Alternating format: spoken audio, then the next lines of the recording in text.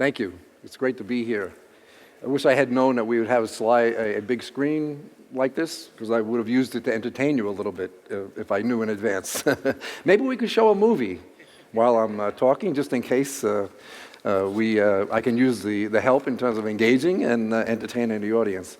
I'm delighted to be here. I'll give you a little bit of background, first of all, about Broadridge, in case, just in regard to my remarks, you have a little bit of context. We became a public company about 10 years ago. I was the first ever president of Broadridge, and I'll always be the first ever president of Broadridge. I have that distinction. I also am the first ever past president of Broadridge, so I'll always be the first ever past president. I came to retirement age and decided to just run technology rather than retire is what happened, and so I've taken an active retirement, I would say. We have quadrupled in market cap in 10 years, 2 billion to 8 billion. We had 3,500 people. We have about 11,000 people now. We've grown revenue. We doubled revenue, doubled earnings through that period of time. So we have done quite a few acquisitions during that time to add to our business, and we've evolved significantly in terms of the technology we use. We're a fintech company. We provide technology services predominantly to the financial services industry. There isn't a global bank that you could name that isn't a customer of ours. And we also provide service to corporations. And virtually every publicly traded corporation in the world is in one way, shape, or form served by us. So that's a general description of where we are. And we came from ADP. We were a division of ADP for many years, and we were spun off and became a separate public company in 2007 from ADP. So a little bit of history might help in the context of some of my remarks today. So I'm here to talk about leadership. It's a very broad subject, and I've got to put it into 20 minutes or so, I guess, right? That's the mandate I have. And I wonder how many books have been written about leadership. I'm just wondering, how do I take this library and condense it to 20 minutes? So how would I do that? I would say, I think I have an interesting perspective. I've been working a long time. I started in my career many years ago as an associate in a clerical position. So I have been led. I've had the perspective of being led for many years. And then over time, I've had the opportunity and the privilege, really, to be in various leadership positions along the way, and ultimately ended up being president of this company that ended up being one of the top 700 or something companies in the United States, maybe 600 now, something like that. So lots of different experiences in terms of leadership, and also a lot of different perspectives on leadership, from looking up, looking down, looking sideways, every different perspective I think you can imagine. So, and what would I think, my experience plus what I've read and researched and studied over the years, I'd have to put it in, just in terms of trying to get ready to talk about what I'm going to talk about today, I'll put it into a couple of different categories. To leadership, are you going to talk about leading a business? Are you going to talk about leading a department? Are you going to talk about leading a team? It doesn't really matter which context you're talking about in terms of leadership. There are a few things that are urgently important, I think, in any of those contexts. One would be strategy. You need to have what I would call is a growth strategy, whether you're running a company or you're running a team. You need to change. It doesn't matter what you're doing. You need to change. You need to have a strategy to change, to improve, to get better, to leapfrog. No matter which category of leadership you're talking about, you need to have very strong execution. You've got to be able to execute flawlessly. You've got to differentiate by virtue of your execution to be successful. And in order to do that, you've got to have a culture in your organization that enables, that empowers, that engages, because that culture fuels the ability to execute on that growth strategy. So let me expand on those things for a few minutes. You know, leadership in a business or a team.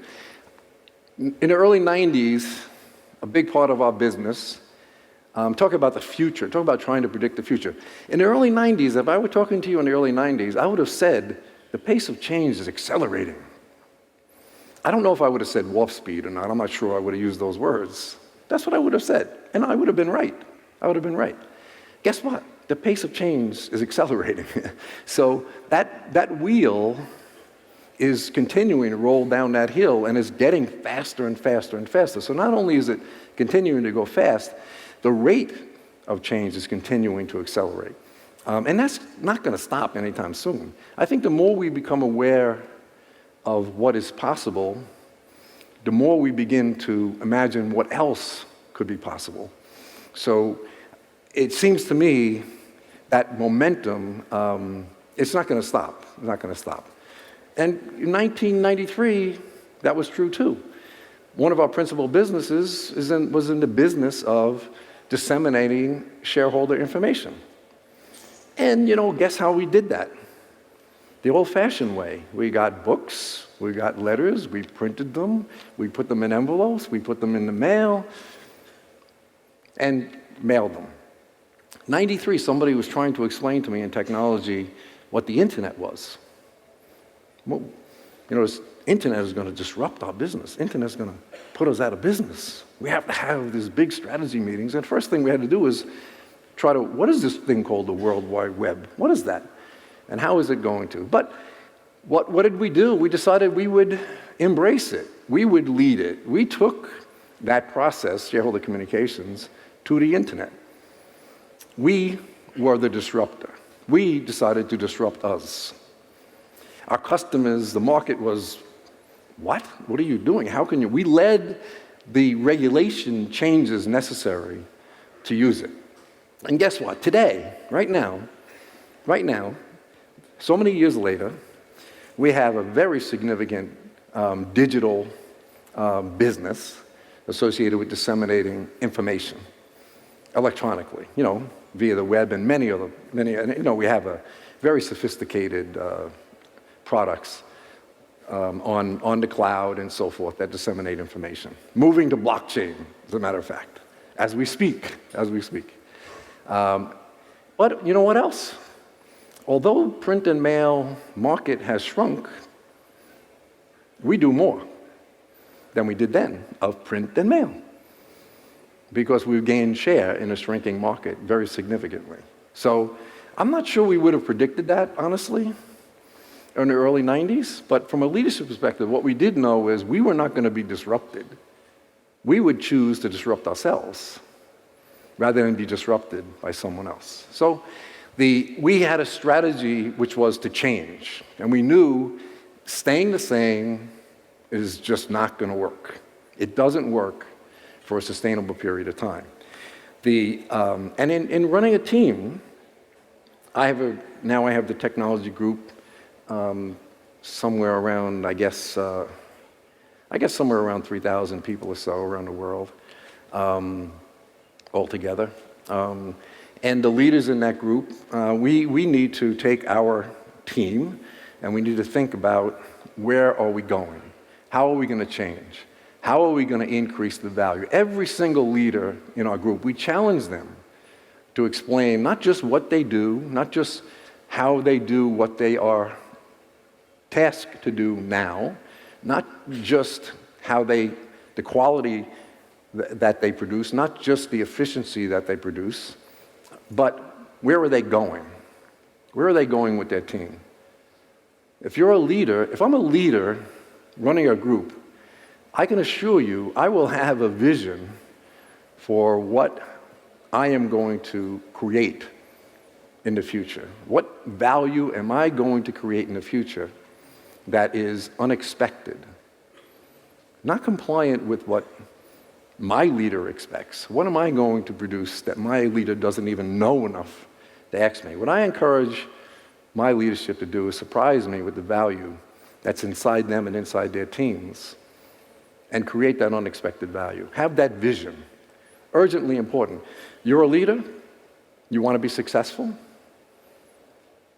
Whose job is that? So you're going to be successful by doing what you're asked to do? Or do you think you're going to be successful by doing something that's unexpected? Something that you can bring to the table that's unique and special? That's the idea. That's the concept. And by the way, as a leader, you need to have a vision. You need to have a strategy. Where are you going? You know what? You want your team to get on the bus, right? As a leader. Do you want them to walk to the bus? You want them to run to the bus. Where's the bus going? You can't explain the future in a way that's exciting and engaging. Why would they run to the bus? Why would they do that? You have to have a vision that's engaging. They need that vision to excite them and energize them, to encourage them to bring their passion, their energy, their imagination, their creativity to that. So every single leader needs what you would call a strategy or a vision. And every single leader needs to have the opportunity, prove that they can bring value, accelerating and increasing value. Urgently important. You need to have execution. So look, you're a leader of something in technology. You're in software development. You're in infrastructure. You're running networks. Technology is a strange word. We use it, I think, very carelessly because we seem to think we know what we're talking about when we say, well, I'm in technology. Technology could describe a very, very wide and a variety of very different things. But in any case, in every one of those kinds of things, you need to execute. And you know what? You need to have metrics. You need to prove to yourself and to others that you are creating value, extraordinary value. There's a simple thing about every unit. Every unit creates a product of some kind, a service, which would be called a product, and every unit should therefore be able to figure out a way to measure the quality of the product that team is responsible for producing, and every unit should be able to figure out the cost of producing that quality and that product. We encourage every single leader in our organization to have those kinds of metrics about where they are and use those to plot the future. Use those to plot the future and use those to measure progress and celebrate progress towards those things. Have ownership for that and have their team understand ownership for that so that that team can be engaged in bringing their energies to that kind of an aspiration and building that kind of pride in achieving and accomplishing with real objective information. I want my leaders, when I talk to my leaders, I ask them, okay, who gets up every morning and gets all excited, gets so energized, got a chance to go to work today and be average? Wow. I would bet nobody is going to raise their hand in this room and tell me that's their aspiration. That's because you're all weird, right? You're all strange. No, not at all, right? Nobody gets energized about being average.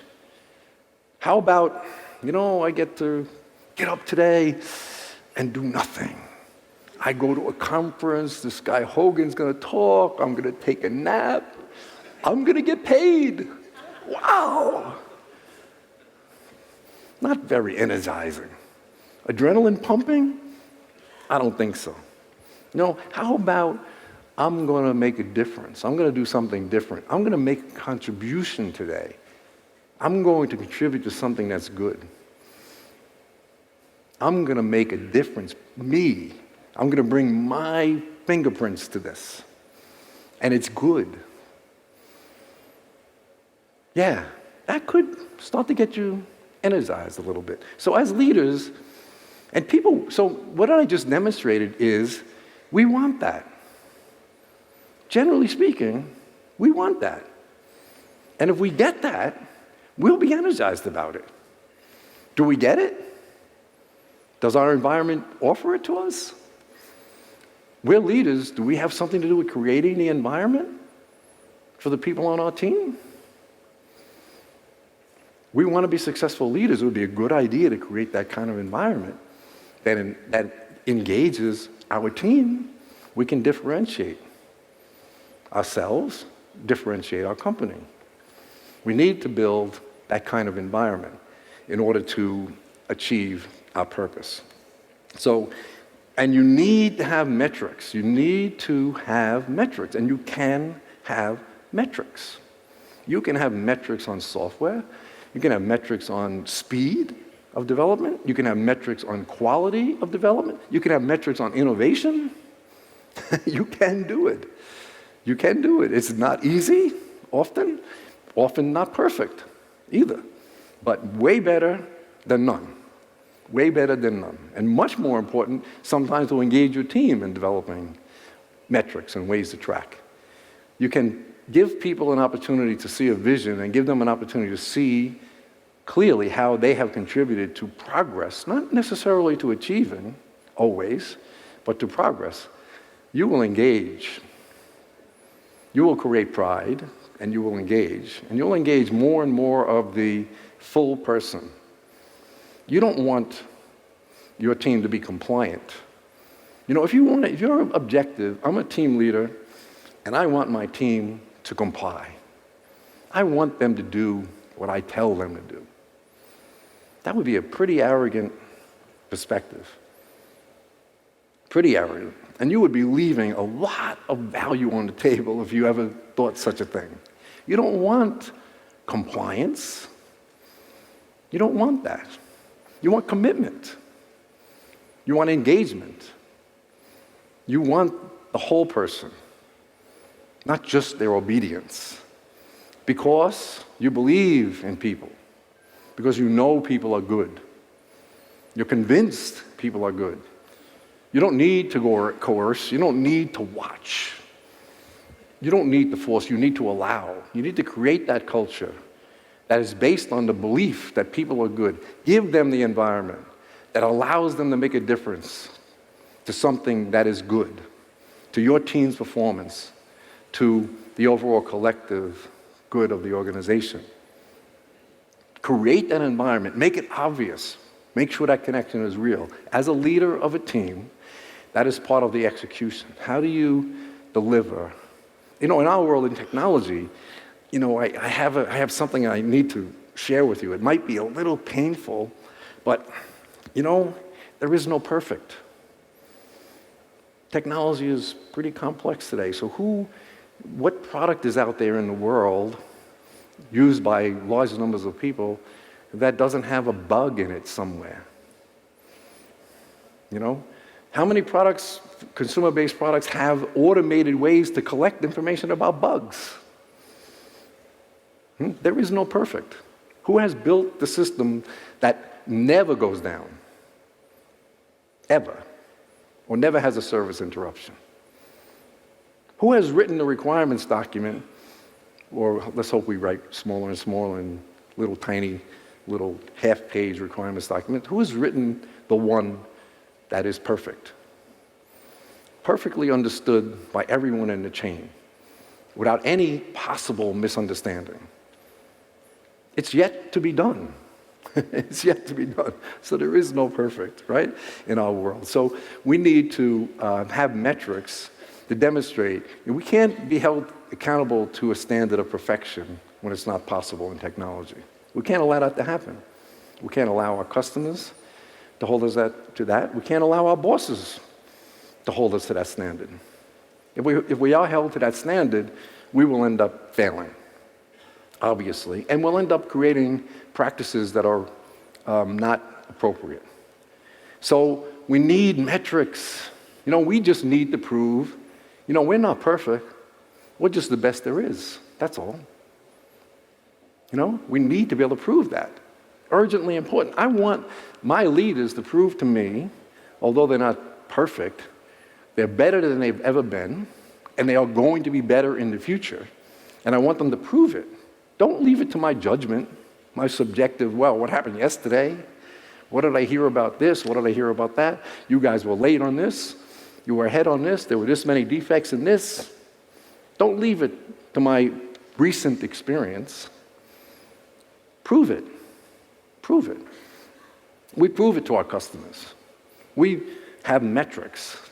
We are accountable to our customers. We provide them with metrics. And you know what? Occasionally we have a service issue. And we, because of the metrics, report cards, accountability, standards that we've created with our customers, can have a conversation in the context of our overall delivery with our customers. We have retained over 98% of our customers, year after year after year after year. We have customer satisfaction levels that are, we have a survey process. We have a scale of 0 to 5. In our biggest services business, in financial services, this is a software running hosted solutions for most of the major banks in the world. We had 60% of them gave us 5, the last survey, and 96, 97% gave us over 4. 4 being excellent, 5 being virtually perfect in the last survey. We retained them all. We retained them all. And, by the way, we're not perfect. As I said, there is no perfect. So you need to have, I want people that are leaders in technology to prove to me that they are better than the rest, and prove to me that they're going to continue to be better than the rest with metrics, real objective. And by the way, when I'm leading a unit, I want to prove that about myself. I want my boss to understand who I am, clearly. I don't want my evaluation to be based on whether or not the coffee was good this morning. I want metrics. So I would encourage anyone in leadership, and I would encourage any business to work very hard on figuring out metrics that work, that demonstrate clearly and objectively where you are and give you an opportunity to measure your progress to where you want to go. Because it'll serve you very well in terms of engaging clients. It'll serve you very well in terms of engaging people. And people are urgently important to engage. So, and the culture, so I'll move from execution now to culture. It's, when you think about yourself, I think you'll find that this is true. There are things that you do at work, or things that you've done before at work, that you simply enjoy doing. You did these things for the joy of doing them. You knew, I'm doing blockchain. I'm working on blockchain. It's so exciting. I'm learning. I'm excited. I'm going to do something. We're going to bring the global corporate governance process to blockchain. It's never been done before. And I'm engaged. I'm excited. I'm reading. I'm learning. I'm bringing ideation. And I'm getting paid? What? You know where I'm going, right? Play. I'm having fun. I'm enjoying the doing. This is very high level way to engage people. This is the highest opportunity to get people to be able to give their best when they feel that sense of engagement that's so intense. It's not always possible, of course, but you need you should find some of that for yourself in your work. I don't have that every day, all the time. By the way, sometimes work is annoying, I'll tell you another secret, Sometimes I feel like it imposes, Sometimes it's, quote, inconvenient. It's not called vacation, it's called work, all right? So, but there have to be parts of it that give you that kind of opportunity. And you as a leader need to create that kind for your team. If you want to be significant, you want to be an extraordinary leader, it would serve you well to think about how you create an opportunity for some on your team, for people on your team to get some joy out of doing.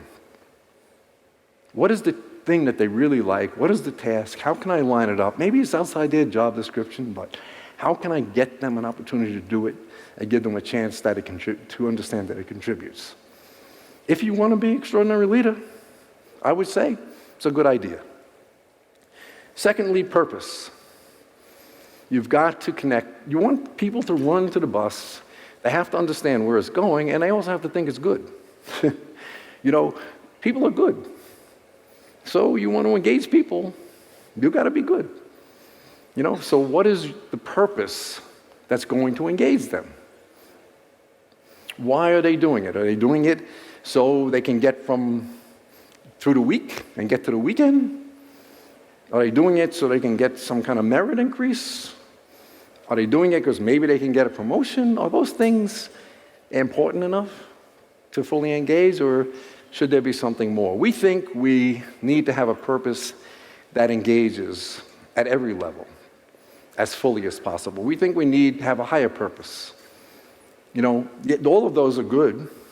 They're all good, and we certainly encourage people to be thinking that way, but what else is there? Is there something deeper, Question for you. What is the purpose of the organization that you're part of? How do you feel committed to it? Are you feeling committed to it? If you're not feeling committed to a purpose, maybe you're not understanding how good it is and why it's good, and it will be very difficult for you to share it with the people that work with you in such a way that will engender commitment in them. Really important. We have a cartoon. If I had known I would have the screen like this, I could have had some fun with these screens, because we have this cartoon that we've used for decades, literally for decades, and it's and you may have seen it. It's not. We didn't make it up, but it is profound in a way. It's a cartoon. It's got a picture of two burly men. They have hammers and chisels and pile of stones around them, if you could just picture it, sweating. Someone's walking by and asks, there's two of them, asks, what are you doing? The first one says, I'm cutting boulders into blocks. What does it look like I'm doing? All seems aggravated, sweaty. Next one says, I'm on a team, I'm building a temple. I'm building a cathedral. Standing right next to each other. All right, who's going to cut the better block? Silly question, right? Who's going to cut the better stone? Who is going to go to bed on a weekend night thinking about how to figure out a way to sharpen the chisel a little bit tomorrow, so maybe I can get that edge a little sharper? Which one? Which one? Why does one see this temple that doesn't yet exist and the other doesn't? Where's the looking glass? Maybe the foreman. Maybe the foreman. It's a simple cartoon, obvious, intuitive to us. Yes. How do we translate that? We know that is true. We know that is true. What do we do about that? If we believe it's true, we will act. We'll have behaviors that will demonstrate that we believe that. And we believe it's important enough to give it action. Do we believe people are good? Do we believe they will engage and provide all of themselves, their creativity, imagination, and all of that to a purpose that is good? Do we believe that? We do believe that. Do we think it's important? Yes, we do. What do we do? Show me your calendar. Show me the things on your calendar that demonstrate you are doing things to take advantage of that, to create that. Very important, very powerful. And I said in the early 90s, we were threatened by the internet. And here we are all these years later, leading in the digital corporate governance globally, and also, believe it or not, and I mean that, believe it or not, a much bigger print and mail business. That's very lucrative. We continue to gain share in this shrinking business.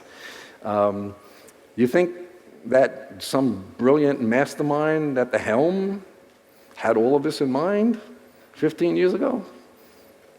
If you do, you'd be wrong. You'd be wrong.